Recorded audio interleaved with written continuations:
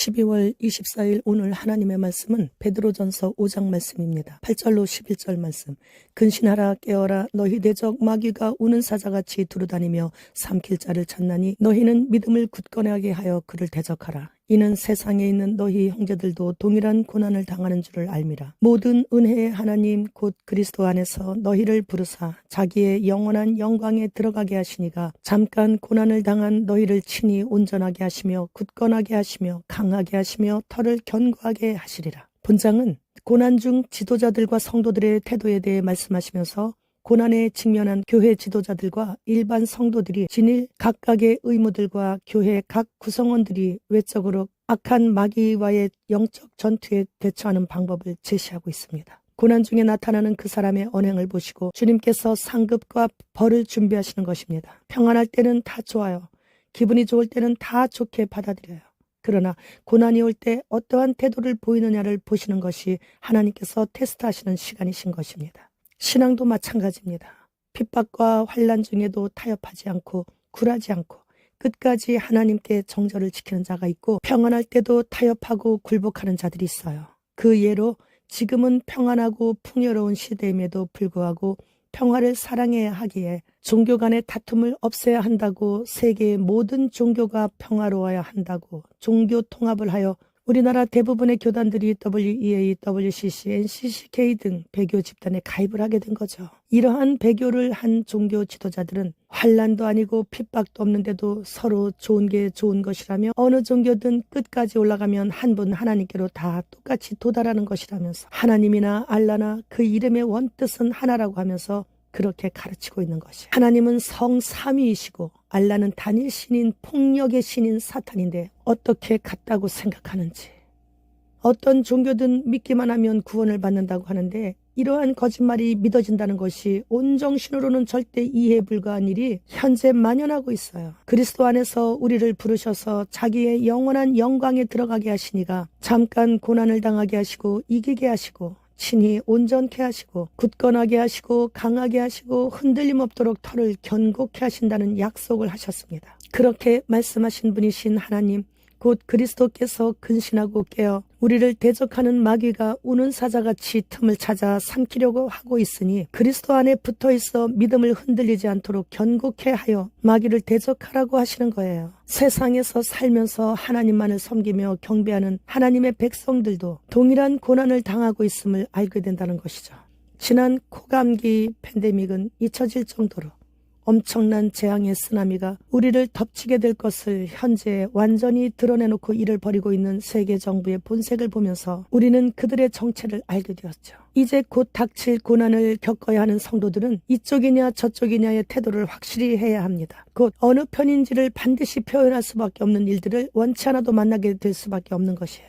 이제는 우리는 모든 것을 다 하나님께 맡기고 기도하면서 기다리기만 하면 된다고 생각해요. 그러나 그것으로서 우리가 해야 할 일이 다 끝나는 것이 아니죠. 하나님이 하실 일 그리고 내가 해야 하는 일들이 따로 있어요. 내가 해야 하는 일은 반드시 정신을 똑바로 차리고 깨어 있어야 하는 거예요. 겟세마네 동산에서 예수님께서 제자들에게 시험에 들지 않게 깨어 기도하라고 하셨죠. 기도만 하면 되는 것이 아니고 반드시 깨어 있어야 한다는 말씀이세요. 깨어 있는 것은 하나님을 신뢰하는 것과 불가분리의 관계에 있는 것이죠. 깨어 있어야 하는 결정적인 이유는 대적자 마귀가 울부짖는 사자처럼 삼킬 자를 찾아 돌아다니고 있기 때문이에요. 사탄은 믿는 자들을 밤낮 거짓으로 주님께 고소하고 헐뜯고 있기 때문이죠. 그럴 때 하나님을 신뢰하지 못하고 있다가는 당하고 마는 거예요.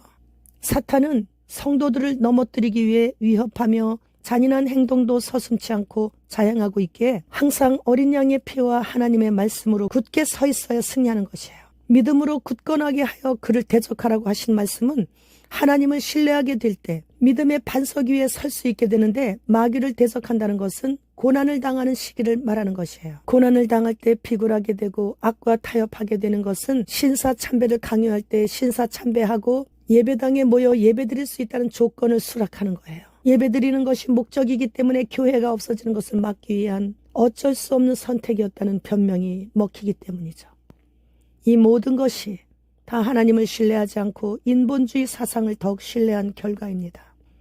사자처럼 울부짖으며 달려드는 마귀 앞에서 그리스도인들은 무서운 공포에 질려 죽은 자처럼 되든지 황급히 피하려고 하고 있기 때문이죠. 그러나 베드로 사도는 오늘 본문에서 믿음에 굳게 서서 끝까지 저항하며 버티라고 권고하고 있습니다. 대적하는 마귀에게서 승리할 수 있는 최선의 방법은 뒤로 물러서거나 피하지 않고 적극적으로 맞서 대적하는 것이에요. 우리의 연약한 힘만 의지할 때는 패배할 수밖에 없지만 주님과 함께 싸울 때는 100번 싸워 100번 다 승리할 수 있기 때문이죠. 마귀는 주님과 싸울 수 없습니다. 창조주와 피조물과 수준이 절대 안 되기 때문이죠. 그래서 하나님의 형상으로 지어진 사람에게서 하나님의 형상을 없애고 마귀의 형상으로 바꿔놓게 하는 그런 싸움이기에 나와 마귀와의 싸움인 것이에요. 그런데 우린 절대 마귀를 이길 수 없죠. 그래서 성령님의 능력을 힘입을 때 마귀와 치열하게 싸워 이길 수 있게 되는 거예요. 따라서 내가 할 수 있는 일은 믿음에 굳게 서는 것이에요. 그리고 베드로 사도가 이 글을 쓸 때는 예수님을 따르는 모든 형제자매들이 함께 동일한 고난을 당하고 있었고 또 자신도 예수님을 3번씩이나 부인했을 때 믿음에 굳게 서 있지 못했을 때 예수님께서 너는 돌이킨 후에 네 형제를 굳게 하라는 말씀을 기억하였을 것이에요. 내년부터 짐승정부 시스템으로 본격적으로 들어갈 텐데 이것이 나 혼자 겪는 고난이 아니고 우리 모든 지체들이 같이 겪게 되는 일이기에 오늘의 이 말씀을 깊이 새겨 믿음에 굳게 서는 일에 힘써야 합니다. 누군가 말씀하신 것 같이 제가 전도가 우상이 되어 하는 것도 아니고 매일 말씀 영상 올리는 것도 우상이 되어서 올리는 것도 아니고 기적 같은 나의 일상을 간증을 하여서 자랑하려는 것이 아닌 한 사람이라도 깨워 미지근한 신앙생활하고 있는 사람들이나 종교놀이하고 있는 사람들을 도전받게 하여 뜨겁게 예수님을 사랑하게 하기 위한 것입니다. 그러한 모든 것들이 믿음에 굳게 서게 할 수 있도록 도와줄 수 있게 되는 도구들인 것이죠. 그렇게 할 수 있도록 도와주시는 하나님께서는 그렇게 잠시 고난을 당하게 하시고 하나님을 신뢰하는 법을 깨닫게 하사 승리케 하신 후 그리스도의 영광에 함께 참여하도록 하시기 위한 것이에요. 하나님께서 우리에게 허락하신 모든 고난과 연단은 모두 다 우리를 더 귀한 신부의 자리로 초대하시기 위하심이신 하나님의 크신 배려이신 것입니다. 지금은 우리 주님께서 신부를 부르시고 계십니다. 그리고 도적같이 신부를 데리러 오십니다. 신부가 신랑 되신 주님을 맞이하기 위해 신부 단장을 하는 것이 곧 고난이란 위대한 기회를 잡아야 하는 것이기에 어떠한 고난이 온다 해도 감사와 기쁨으로 찬양을 올려드려야 하는 것이에요. 하나님께서는 이렇게 인간의 내적 신앙적인 능력을 갖게 하여 자신의 믿음을 굳게 세우고 신랑을 위해 헌신하며 봉사할 수 있는 능력을 부어주시는 것이죠. WEFS 시합은 2024년도는 대격변의 변화의 가능성이 있다고 경고하며 올해 크리스마스가 마지막이 될 사람들이 있다고 발언했어요. 지난 팬데믹은 기억도 나지 않을 정도의 대재앙이 일어난다는 해석을 해볼 수 있죠. 그렇다면 이제 다시 오는 대재앙은 노아, 다니엘, 욥 이 3사람이 거기 있을지라도 자신의 신앙으로 자신만 구원받는 시대가 도래하는 그런 해일 수 있어요. 2024년도는. 다니엘서에서는 이 책을 봉인하지 말라고 말씀하셨죠. 당시로서는 절대 이해에 불과한 내용이었기 때문이에요. 그러나 수백 년이 지난 후에 요한을 통해 계시록에는 임봉하지 말라고 하셨어요. 그러면 2000년 전부터 이 책의 내용을 이해하기 위해 많은 노력들을 많은 사람들이 해올 수 있었다는 얘기죠. 그러나 칼빈도 결국 요한계시록만 주석을 쓰지 못했죠. 그런데 어느 해부터 이 책의 내용을 이해할 수 있는 일들이 생기기 시작하더니 지금은 몇 년 전부터 누구나 완전히 이해 가능한 책이 되었어요. 요한계시록이. 성경은 우리에게 소망과 희망을 보여주시는 유일한 하나님의 기록된 말씀이십니다. 그래서 성경을 꼭 읽어야 돼요. 동짓날인 지난 금요일날 종각에서 전도대원들을 만나 전도하게 되어서 종각으로 가는데 조계종 앞으로 차가 지나가게 되는 거예요. 아, 여기에 조계종이 있었어? 처음 알았어요. 아니, 이렇게 서울의 가장 번화가에 이 뭐야? 저 길 양 옆에도 템플스테이 건물이 웅장하게 다 장악하고 있고 저는 놀랐어요. 하나님께서 창조하신 땅, 그것도 서울 시내 가장 중앙에, 그것도 아주 넓은 자리에 떡하니 자리 잡고 간판까지 조계종 걸어놓고 그걸 보게 된 거예요. 조계사가 이곳에 있다는 것을 처음 알게 됐어요. 일단 운전하면서 이곳에 공중권세 잡은 사탄을 떠나가라고 꾸짖고 가까운 제1은행 본점에 차를 주차하고 전도대원들에게는 근처에서 쪽성경 나눠주라고 하고 저는 조계사로 갔어요. 동짓날에 무슨 일이 있는지 조계사에 지금 남녀노소 꾸역꾸역 전국에서 다 올라오는 것 같아요. 얼마나 많은 인파가 올라가고 내려오는지 조계사 그 바로 입구부터 그 입구가 문이더라고요.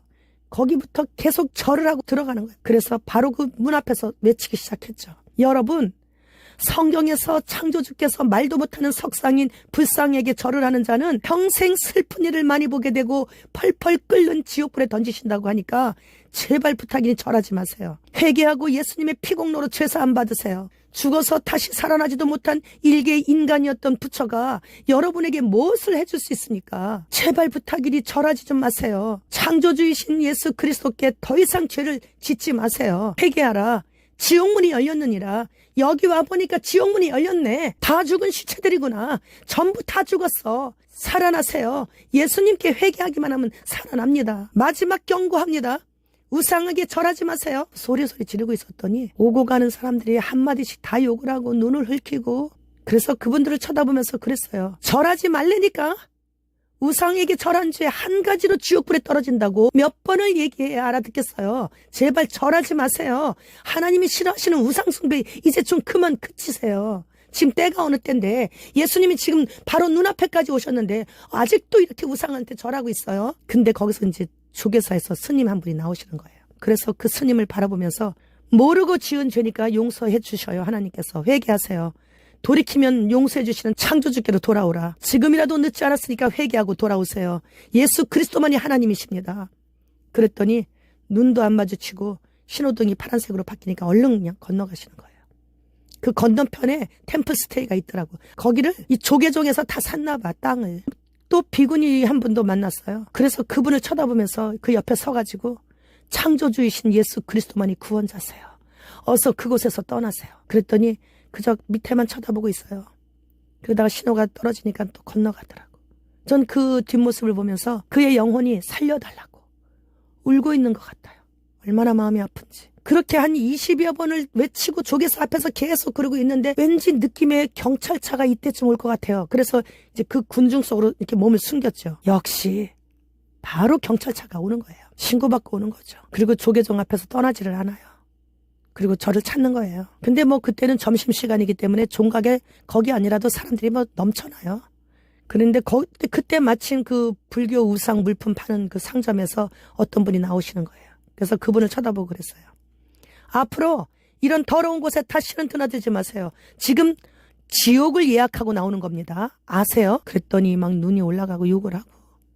그 상점 문 앞에 유리문인데 거기서 계속 외쳤어요. 회개하고 폐업하라고. 이런 거 팔면 다 지옥 간다고.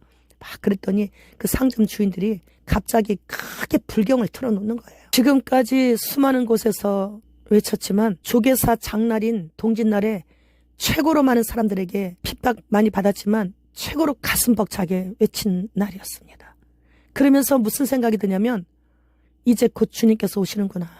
내 마지막을 이렇게 아름답게 장식하게 하시는구나. 그런 생각이 드니까 엄청나요, 그 기쁨이. 그래서 우리 전도대원들을 모두 모시고 이제 몇 번이나 더 이렇게 외칠까. 얼마나 제 마음이 벅차고 그분들한테 고마워서 저와 같이 이렇게 동역해줘서 고마워요. 정말 고맙고 감사하더라고요. 남편들에게 백신 맞지 못하게 하는 것 때문에 핍박과 질병들을 다 가지고 계시는 분들이라 참 연약한 분들이거든. 그런데도 죽으면 죽으리라 이 추운 동짓날엔 여기까지 오는데 2시간, 3시간씩 걸려서 와가지고 그렇게 전도를 하는데 얼마나 귀합니까? 내 이분들을 어떻게 하면 더 행복하게 해드릴 수 있을까? 전도할 때마다 맛있는 것 사드리면서 내가 할 수 있는 한 행복하게 해드려야 되겠다. 이런 생각을 했습니다. 정령 주님 공중강림 하시는 날은 너무나 우리에게 가깝습니다. 제 인생의 마지막 겨울 동짓날이 될 수 있는 이 날을 이토록 가슴 벅차게 지내게 해주신 우리 주님께 참 많이 감사드렸습니다. 광동 쌍화탕도 모더나와 계약을 맺었군요. 이제는 쌍화탕도 뭐가 들어가겠죠. 이제는 정말 먹을 것이 너무 없군요. 주님 어서 오시옵소서. 마라나타.